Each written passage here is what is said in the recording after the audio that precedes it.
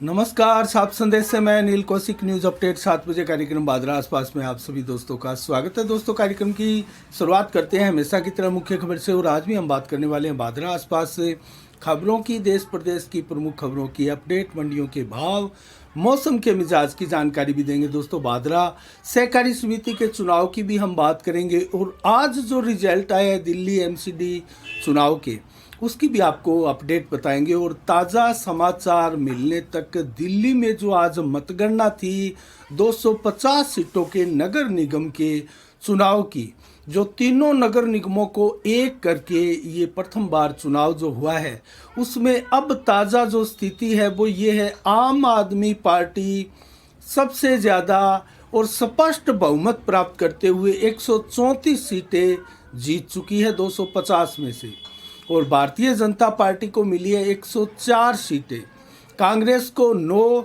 और अन्य को 3।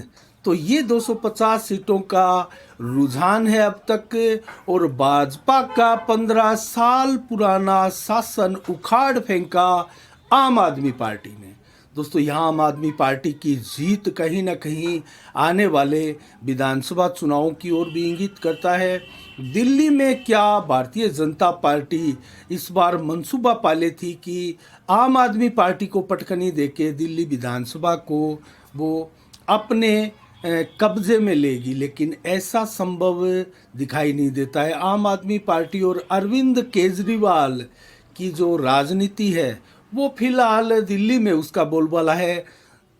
क्या रहेगा गुजरात में और हिमाचल प्रदेश में आम आदमी पार्टी का, क्योंकि विधानसभा का चुनाव वहाँ भी लड़ा है, तो वो दोस्तों कल रिजल्ट आने वाला है 8 दिसंबर को, उसका भी पता लग जाएगा कौन कितने पानी में है। तो वर्तमान में जो आज एमसीडी के चुनाव का रिजल्ट आया, उसमें देश की राजनीति ने एक नया मोड़ लिया है, और वो मोड़ ये लिया है दोस्तों कि आने वाले समय में लोकसभा का चुनाव हो या फिर किसी राज्य के विधानसभा का चुनाव हो, वहाँ भाजपा को टक्कर देने के लिए जो मुख्य विपक्षी दल होगा वो अब आम आदमी पार्टी का ही होने वाला है। इससे ये एक संकेत मिलने प्रारंभ हो गए हैं, और राष्ट्रीय पार्टी का दर्जा भी अब आम आदमी पार्टी हासिल कर लेगी संभवतः जल्द ही, क्योंकि गुजरात में भी वो 6% से ज़्यादा वोट ले सकती है, क्योंकि वहाँ उम्मीदें की जा रही है वो 15 से 20% वोट ले रही है,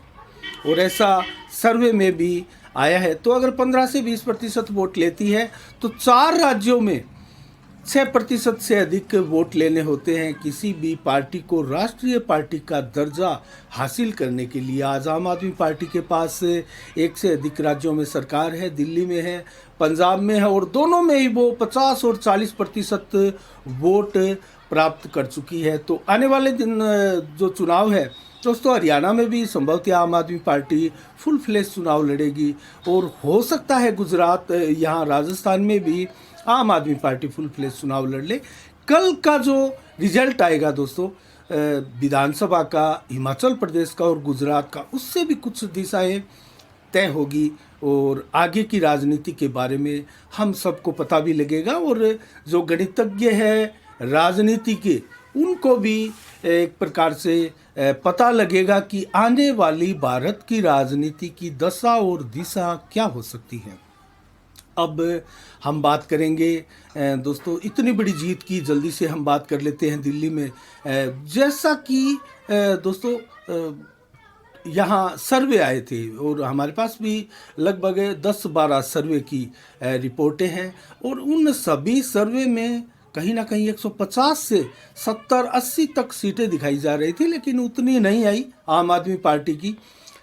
खास तौर से देखा जाए तो मनीष सिसोदिया हो, जिस पर भाजपा वार पर वार कर रही थी, चाहे वो शराब की नीति को लेकर हो, या सत्येंद्र जैन जो तिहाड़ जेल में है उनको लेकर भी, और इनके एरिए में, इनके इलाके में अगर मनीष सिसोदिया की बात करें तो इनके इलाके में 4 सीटें आती है, उनमें से 3 पर भाजपा ने कब्जा किया, और करारी हार हुई है यहाँ आम आदमी पार्टी की। और यही हाल लगभग सत्येंद्र जैन के इलाकों में रहा, और जितने भी इस प्रकार के आरोपित विधायक और नेता थे उनके इलाकों में आम आदमी पार्टी हारी है। अर्थात आम आदमी पार्टी का विरोध तो होता है, लोग भी वहाँ सोचते हैं, लेकिन फिर कभी इस विषय में बात करेंगे दोस्तों। कुल मिला के आम आदमी पार्टी ने बहुत शानदार जीत दर्ज की है दिल्ली में, और अब दिल्ली का जो मुख्यमंत्री है वो कम से कम दिल्ली का विकास कार्य है वो मेयर के साथ मिलकर बहुत शानदार तरीके से करा सकता है, जैसी कि डिमांड थी और मांग थी। अगर यहाँ भी एक बार फिर भाजपा आ जाती तो वही लड़ाई झगड़े दोस्तों यहाँ चलते रहते। इसके अलावा अब बात करेंगे दोस्तों भादरा के सहकारी समिति के चुनावों की। और सहकारी समिति के चुनाव में लगभग दोस्तों 2-3 दिनों से एक चरण का चुनाव होता है, और अब तक बात करें तो 4 चरणों के चुनाव पूरे हो चुके हैं, और ये अलग अलग चरणों में हो रहा है। लगभग एक चरण में 10 पंचायतें इसमें शामिल की जा रही है, और 10 पंचायतों के चुनाव एक चरण में होने के बाद में दूसरे चरण के फिर 10 पंचायतों के चुनाव होते हैं। तो जो 5 चरणों के चुनाव, आज भी एक चरण का चुनाव संपन्न हुआ है, चौथे चरण का, और उनमें जो अध्यक्ष और उपाध्यक्ष बनाने का सिलसिला है वो अगले दिन अर्थात कल होगा। जो आज जिस चरण का चुनाव हुआ है उसमें अध्यक्ष और उपाध्यक्ष कल बनाए जाएंगे। लेकिन अब तक क्या स्थिति है, 31 पंचायतों के चुनाव अब तक भादरा में सहकारी समितियों के संपन्न हो चुके हैं, और लगभग 10 दिसंबर को ये सारे चुनाव संपन्न होकर आपके सामने पूरा आंकड़ा आने वाला है। और अब तक 31 पंचायत समितियों की मैं बात करूं तो किस दल ने बाजी मारी है, भाजपा, माकपा, निर्दलीय, किसने यहाँ बाजी मारी है? तो यहाँ 17 अध्यक्ष बनाने में कामयाब रही है भारतीय जनता पार्टी। सबसे ज़्यादा 31 पंचायतों में 4 चरण के चुनावों में 17 अपने अध्यक्ष बनाने में कामयाब रही है भारतीय जनता पार्टी, जबकि माकपा के 12 पंचायतों में 12 अध्यक्ष बने हैं। और इसके अलावा बात करें छानी बड़ी की तो वहाँ संदीप डूडी का पूरा पैनल जीता है, वो हम किसी गिनती में नहीं ले सकते। और गांधी बड़ी की बात करें तो गांधी बड़ी में 5 जीते भारतीय जनता पार्टी के, 7 जीते विमल बंसल के, जो कि माकपा का वहाँ एक प्रकार से सफाया था। माकपा का कोई उम्मीदवार गांधी बड़ी से नहीं जीता। तो यहाँ माकपा का तो जैसे मलखेड़ा में भाजपा मात्र 1 सीट जीत पाई थी, वहीं माकपा का गांधी बड़ी में भी सफाया हुआ है। लेकिन रवि बंसल वो बेशक जयदीप रूडी के नज़दीक हो सकते हैं, और संजीव बेनीवाल को अपने उम्मीदवार ना सौंपे, अध्यक्ष यहाँ निर्दलीय बन जाए, ये ऐसा भी संभव है। और हो सकता है अध्यक्ष यहाँ माकपा के साथ गठजोड़ करके भी वो, लेकिन माकपा का यहाँ कोई उम्मीदवार है नहीं, तो यहाँ निर्दलीय ही अध्यक्ष बन सकता है, या भाजपा के साथ तालमेल भी हो सकता है, क्योंकि रवि बंसल संजीव बेनीवाल से अगेंस्ट सही, लेकिन है तो भाजपा के ही कार्यकर्ता। देखते हैं गांधी बड़ी में क्या होता है, लेकिन अगर ये गांधी बड़ी का मिला है तो यहाँ भाजपा बाजी मारती हुई प्रतीत होती है। 18 अपने संख्या जो है वो बढ़ा सकती है। आने वाले चुनाव में क्या होगा, और 5वां जो चरण है वो 9 तारीख को होगा, अर्थात परसों 9 तारीख को चुनाव होगा, और 10 तारीख को फिर अध्यक्ष चुने जाएंगे, और कुल मिला के सारे चुनाव कंप्लीट हो जाएंगे। और 56 पंचायतों के 51 अध्यक्ष चुने जाने हैं। आप समझेंगे कि 56 पंचायतों के 51 कैसे, 56 पंचायतों के तो 56 ही अध्यक्ष चुने जाएंगे, लेकिन ऐसा नहीं है, क्योंकि कुछ पंचायतें 2 अर्थात 2 in 1 है, 2 को मिलाकर एक पंचायत बनाई गई है। तो अध्यक्ष के इन चुनाव में, पंचायत सहकारी समिति के चुनाव में, तो जिन 2 पंचायतों को मिलाकर बनाया गया है उनमें कई पंचायतें हैं, जैसा कि मैं आपको बताऊं जनाना और रासलाना जो है वो 2 पंचायतें, लेकिन सहकारी समिति के वहाँ एक ही अध्यक्ष बना है रासलाना का।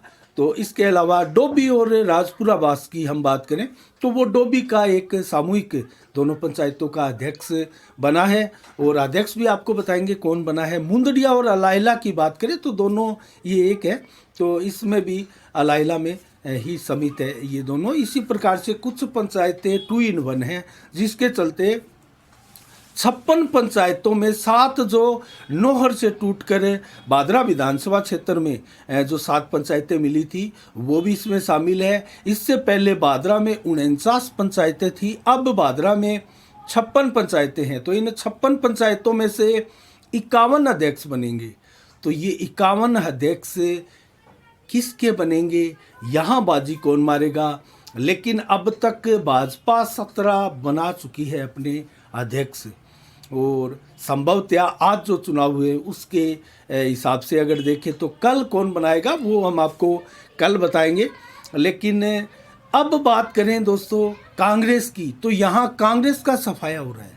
आपने देखा 17 भाजपा के, 12 माकपा के, संदीप डूडी का एक अन्य निर्दलीय।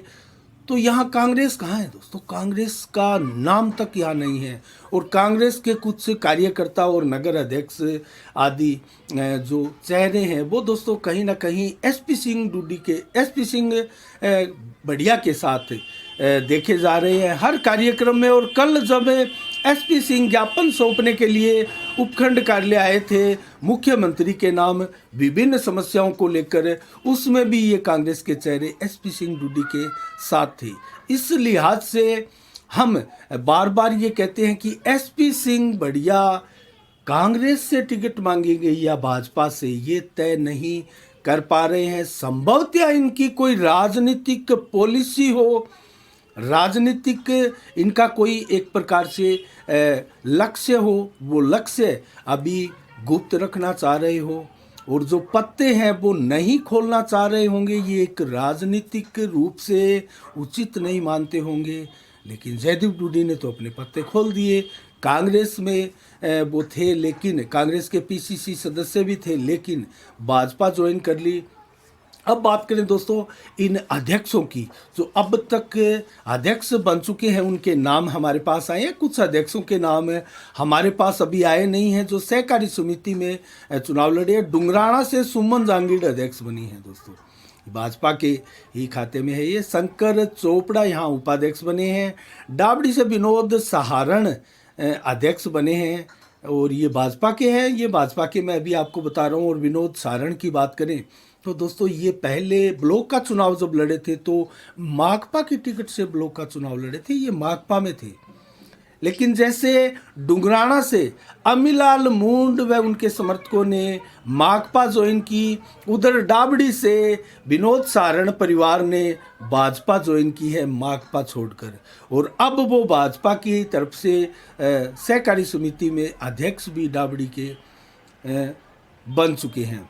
इसके अलावा किराड़ा बड़ा से राजकुमार शर्मा अध्यक्ष बने हैं, मदन लाल सहारण उपाध्यक्ष बने हैं, जबकि मलसीसर से ईश्वर मैया अध्यक्ष बने हैं और ओम प्रकाश सहारण यहाँ उपाध्यक्ष बने हैं। और बाड़ी से संत कुमार अध्यक्ष, भूप सिंह जोगी यहाँ उपाध्यक्ष बने हैं, ये सभी भाजपा के हैं। अलाइला से राकेश कुमार कसवा अध्यक्ष बने हैं, शिव ओंकार भाकर यहाँ उपाध्यक्ष बने हैं। और सागड़ा से जगदीश धारीवाल अध्यक्ष बने हैं। तो ये सारे भाजपा के हैं। इंदर मित्तड़ सूरतपुरा से अध्यक्ष बने हैं, उपाध्यक्ष बने हैं विजय सिंह डूडी, ये माकपा से है। तो और भी नाम हम कलेक्ट करेंगे कल। जैसे ये चुनाव संपन्न होंगे आपको संपूर्ण सूची यहाँ कौन किस पार्टी से ज़्यादा जीता है। लेकिन यहाँ बजरंग सारण ने इन चुनावों में बेशक ज़्यादा भाग नहीं लिया। जैसे ब्लॉक नंबर 3 में वो चुनाव लड़े थे और वहाँ भाजपा का गणित बिगाड़ने के बाद में वो जो है अतिश्री कर ली। उन्होंने इन चुनाव में अपना भाग्य नहीं आजमाया। तो आज हम बात करेंगे बजरंग सारण ने एक और धरना लगाया है भूख हड़ताल के रूप में उपखंड कार्यालय के आगे, इसकी भी बात करेंगे। लेकिन हम बात कर रहे थे ब्लॉक चुनाव में बजरंग सारण ने गणित बिगाड़ा भाजपा का। ये सही है दोस्तों, क्योंकि बेरवाड़ों की डाणी में आपको याद होगा बजरंग सारण ने लीड ली थी ब्लॉक चुनाव में। तो वो लीड कहीं ना कहीं अगर बजरंग सारण अपना उम्मीदवार नहीं खड़ा करते तो वहाँ भाजपा की कम से कम 400 से अधिक वोटों की लीड भाजपा ही मानकर चल रहे थे, 400 और 500 के बीच की लीड। तो वहाँ बजरंग सारण के उम्मीदवार की लीड हुई और 505 वोटों से पूरे ब्लॉक में माकपा की सुमित्रा जीती। तो कुल मिला के जो माकपा की उम्मीदवार को जीत मिली है वो बजरंग सहारण के उम्मीदवार की बदौलत सुगम हुई है उनकी जीत, हम ये मान सकते हैं। और भाजपा के लोग भी कमोबस इसी प्रकार के बयान भी दे रहे हैं और इसी प्रकार की बातें वहाँ से निकल कर आ रही है। तो एक अवसर मिला है ब्लॉक के चुनाव में, लेकिन सरदारगढ़िया के जिन 2 वार्डों के जो जो बूथ थे दोस्तों, 2 बूथ थे, वहाँ से 874 वोट लेकर लीड बनाई थी बलवान पूनिया ने। किसके दम पर दोस्तों? वहाँ जो 17 बीघा भूमि का जो एक विवाद था, जो कब्जे में थी, जो हड़पायतान की बताई जा रही थी, उस भूमि को दोस्तों छुटाकर, आज़ाद करवाकर गांव वालों को सौंपा था। और वहाँ एक स्वागत कार्यक्रम भी विधायक बलवान पूनिया का हुआ था। लेकिन अभी सूचना आज जो आई है वो कहीं ना कहीं इस सारे प्रकरण पर दोस्तों भारी पड़ती हुई प्रतीत हो रही है। और उस जो भूमि थी और उसके जो आरोप था, उसका जो एक आदेश था, उस आदेश पर स्टे आने की बात सामने आ रही है दोस्तों आज। और एसडीएम महोदया सहित अन्य कई अधिकारियों को तलब किया गया है हाई कोर्ट द्वारा। ये आज खबर आ रही है, इसकी हम अभी तो पुष्टि नहीं करते, सोशल मीडिया की ये खबर है, लेकिन कल आपको इस खबर का विस्तार से हम बताएंगे। ये आज की खबर है दोस्तों। तो इस प्रकार की अगर खबर निकल कर आती है तो कहीं ना कहीं ये विधायक बलवान पूनिया के लिए बहुत भारी भी साबित हो सकता है आगे चलकर। तो कुल मिला के देखा जाए तो इन सहकारी समिति के चुनाव में बहुत कांटे की टक्कर चल रही है, हम ये मानकर चल सकते हैं। अभी तक 12 माकपा ने, 17 भाजपा ने और 2 को अभी निर्दलीय मान सकते हैं। और वो निर्दलीय कहाँ जाते हैं ये एक अलग विषय है। तो 10 तारीख को लगभग सारा प्रकरण पूरा हो जाएगा कि 51 अध्यक्ष कौन कौन बनने वाले हैं। इसके अलावा दोस्तों हम बात करेंगे अब धरना प्रदर्शन की। आज बजरंग सहारण के नेतृत्व में डाबड़ी गांव के किसानों ने धरना दिया, भूख हड़ताल शुरू की है आज से उपखंड कार्यालय के आगे। और वो इसलिए की है क्योंकि जो ये चुनाव चल रही है डाबड़ी से, बताया जा रहा है, किसानों ने आरोप भी लगाए कि डाबड़ी से जो माकपा का कोई पैनल यहाँ जीत कर नहीं आया, भाजपा का वहाँ अध्यक्ष वगैरह बना है, तो यहाँ से बलवान पूनिया जो है वो द्वेषतापूर्वक कार्रवाई करते हुए अपने समर्थक और अपने लोगों को पानी चोरी करवा रहे हैं, नहर से सिंचाई पानी। तो ये आरोप आज किसानों ने लगाए। हमारे कैमरे के सामने वो क्लिप भी आप देख सकते हैं। साफ संदेश भारत पर जो फेसबुक पेज है उस पर भी लाइव आप देख सकते हैं उसकी कवरेज, और यूट्यूब के चैनल पर भी आप इसकी कवरेज देख सकते हैं। तो इस प्रकार के आरोप लगाते हुए आज धरना प्रदर्शन किया उपखंड कार्यालय के आगे किसानों ने बजरंग सहारण के नेतृत्व में। तो बजरंग सहारण ने डुंगराना में जो 40 से कहीं अधिक दिन तक धरना दिया था, उसके बाद में अब ये फिर एक भूख हड़ताल का धरना लगाकर बैठने वाले सिंचाई पानी को लेकर।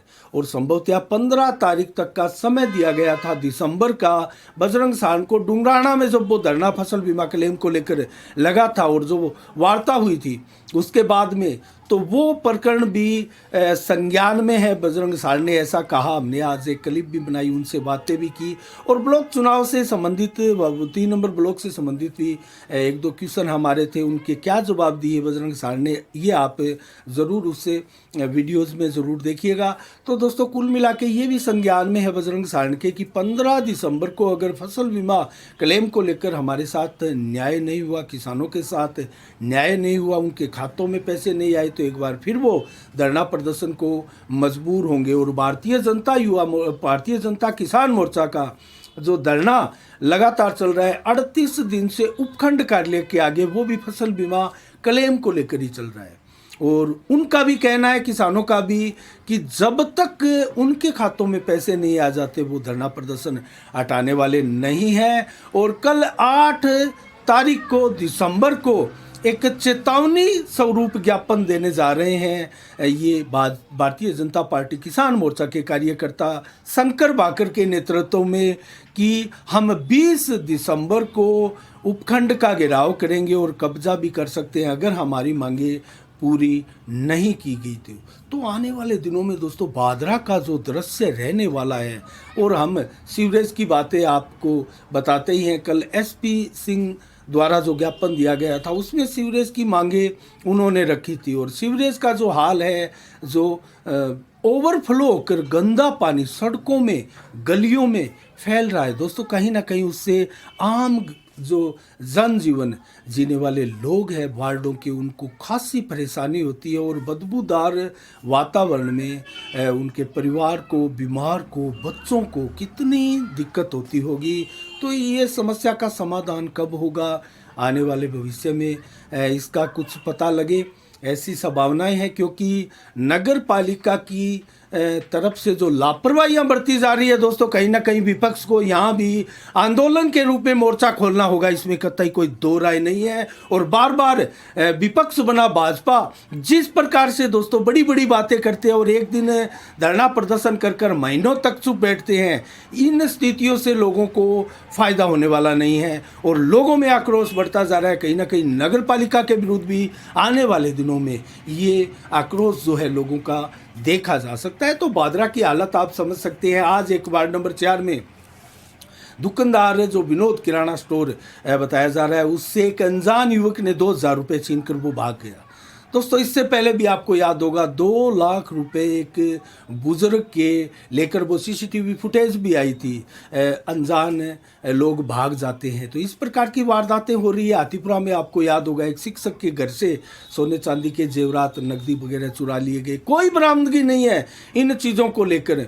और दोस्तों आपको याद ही होगा उस बुजुर्ग महिला की गला रेत कर हत्या कर दी गई थी। इसी सिलसिले में ये सारे चिट्टे का सेवन करने वाले कहीं ना कहीं वो भटके हुए नौजवान और युवा है, जिनको सही मार्ग पर लाने का कार्य दोस्तों यहाँ के जनप्रतिनिधि, संस्था, प्रशासन को ऐसी अभियान चलाकर दोस्तों कहीं ना कहीं उनको मार्ग पर लाना जाना चाहिए। लेकिन यहाँ सभी अपने अपने क्षेत्रों में और अपने अपने स्वार्थ में मशगूल दिखाई देते हैं। कोई भी इन युवाओं को दोस्तों सही मार्ग बताने के लिए आगे आने को तैयार नहीं है। ज़रूर संत, साधु संत जो है वो इस प्रकार का कार्य कर सकते हैं, लेकिन ऐसे सत्संग सुनेगा कौन दोस्तों। आजकल के समय में कहीं लड़ाई झगड़ा होता है तो वहाँ 2 मिनट में अच्छी खासी भीड़ इकट्ठी हो जाती है, और कोई संत दोस्तों घंटों प्रवचन कर ले, इतने अच्छे प्रवचन कर ले, पूरा जीवन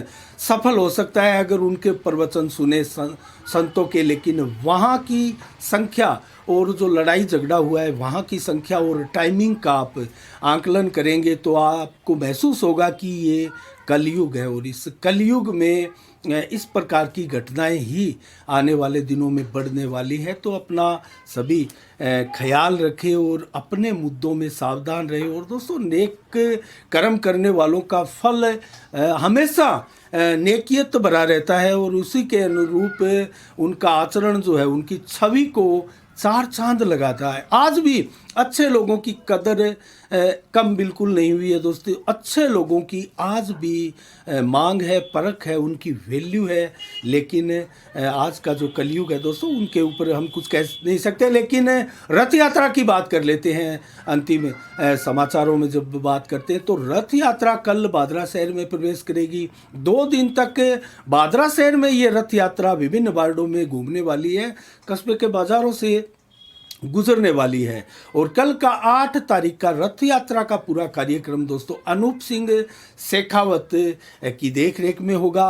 संजीव बेनीवाल लगातार इस रथ यात्रा में लोगों को संबोधित कर रहे हैं, और यहाँ भाजपा की रीति नीति का, केंद्र की योजनाओं का दोस्तों लोगों को अवगत करवा रहे हैं, बता रहे हैं। वही कांग्रेस की भ्रष्ट जन विरोधी नीतियों को लेकर भी वो अमलावर है। तो कुल मिला के कल जो कार्यक्रम होगा VDS में 9 बजे से ये रथ यात्रा कल प्रारंभ होगी। उसके बाद में अंबेडकर चौक, कृष्णा टाकीज के पास, और फिर खूबराम जी की मूर्ति चौक के पास, सरकारी अस्पताल के पास, और इसके बाद में दोस्तों रेलवे स्टेशन, पार्टी कार्यालय में भी भाजपा के कार्यक्रम होगा। फिर रेलवे स्टेशन और फिर पोस्ट ऑफिस और फिर SDM कार्यालय के आगे ज़बरदस्त जो घेराव है वो भी होगा और वहाँ ज्ञापन भी दिया जाएगा। जैसा मैंने आपको बताया, उपखंड कार्यालय के आगे जो धरना लगाए बैठे हैं किसान मोर्चा के लोग, उनकी तरफ से सामूहिक रूप से चेतावनी ज्ञापन कल दिया जाएगा और उसके बाद में हाथीपुरावास में जाकर इस रथ यात्रा का कल समापन होगा और फिर हाथीपुरा से ही रथ यात्रा का 9 तारीख को फिर आगाज होगा। और उसके बाद में अब ये लगातार रथ यात्रा चल रही है दोस्तों, इसका कितना फ़ायदा भाजपा को मिलेगा, क्या भाजपा यहाँ अपना प्रचार प्रसार अच्छे ढंग से कर पाती है, ये देखने वाली बात है। लेकिन आज क्या विशेष दिवस है, 7 दिसंबर को तो सशस्त्र सेना झंडा दिवस आज के दिन मनाया जाता है। 1949 से लगातार अनवरत ये दिवस मनाया जाता है। अब जल्दी से हम आपको बताएंगे दोस्तों मंडियों के भाव और मौसम के मिजाज की जानकारी देंगे। तो नौर से शुरुआत करते हैं। ग्वार के भाव 5,640, मोट के भाव 6200 रुपये प्रति कुंटल, चना 4800, गेहूं के भाव 2562, जबकि बाजरी 2136, मूंग के भाव 7190, अरंडी के भाव 7151, सरसों 6000 बिकी है, नरमा 8400 रुपये प्रति कुंटल बिका है, जबकि कपास 9566 रुपये और मूंगफली के भाव 6050 रुपये प्रति कुंटल रहे हैं। आदमपुर मंडी में सरसों बिकी है 6282, ग्वार बिका है 5741, जबकि नरमा 8425, सिरसा मंडी में नरमा बिका है 8340, कपास बिकी है 9410 रुपये प्रति कुंटल, जबकि सरसों के भाव 6050 रुपये प्रति कुंटल रहे। और आज की अंतिम मंडी एलनाबाद मंडी में नरमा बिका है 8290, सरसों बिकी है 6162 रुपये, ग्वार बिका है 5670 रुपये प्रति कुंटल, जबकि गेहूं 2521, बाजरी 2060 और मूंग के भाव 6500 रुपये प्रति कुंटल मैक्सिमम के रूप में आज रहे हैं। और आज मौसम का मिजाज आपको बताएं तो 23 से 25 डिग्री टेम्परेचर, 18 से 22 किलोमीटर की रफ्तार से हवाएं दोस्तों चली है और रात्रि को भी इसी प्रकार से हवाएं आज चलेगी। तो हवाएं तेज चल रही है लेकिन बादल बिल्कुल नहीं है, आसमान बिल्कुल साफ दिन भर भी रहे, रात्रि को भी होगा और कल भी दिन भर और रात्रि तक आसमान बिल्कुल साफ रहेगा। मात्र 2 से 5% ही बादल आपको दिखाई देंगे।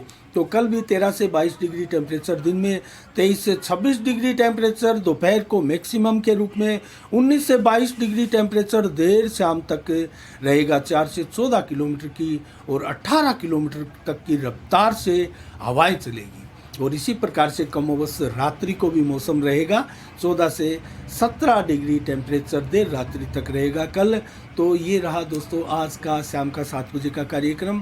कल ठीक शाम 7 बजे फिर आपसे रूबरू होंगे नई खबरों के साथ, नई समीक्षा के साथ। तब तक के लिए आप अपना बहुत बहुत ख्याल रखिएगा। मुझे दीजिएगा इजाज़त। साफ संदेश से मैं अनिल कौशिक, नमस्कार, जय भारत, जय जय राजस्थान।